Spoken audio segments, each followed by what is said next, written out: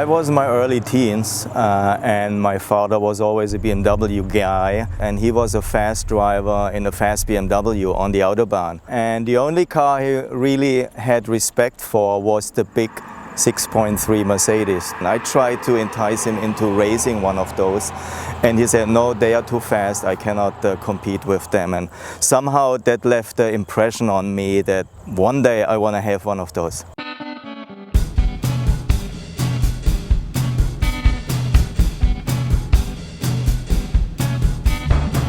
Well, the 6.3 came to life more by an accident. It was a project from a Mercedes engineer that in his after hours took the engine from the big 600 limousine and installed it in their smaller 300 limousine. It was about almost 2,000 pounds lighter with the same engine. So needless to say, it made a really fast car.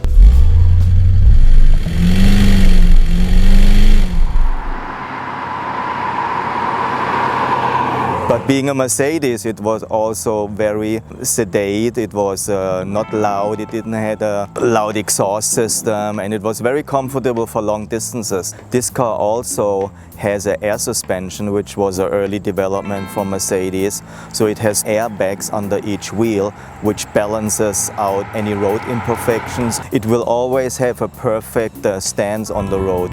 It became a big success for Mercedes. Instead of selling like a few dozen of them, they sold thousands.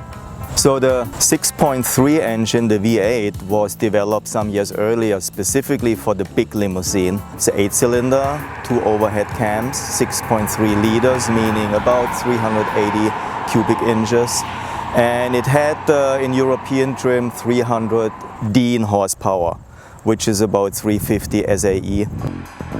The acceleration in this car was about 6.5 seconds, 0 to 60, which in '68 was faster than an E-Type Ferrari, faster than Maseratis at the time, Porsches, all dedicated sports car, and it was a limousine. If I drive this car on the highways here, most people expect it's an older Mercedes, maybe a diesel, and don't really see the potential that car has. So often when I change lanes and accelerate, I can see in their faces that they're surprised that this old Mercedes can drive that speedy.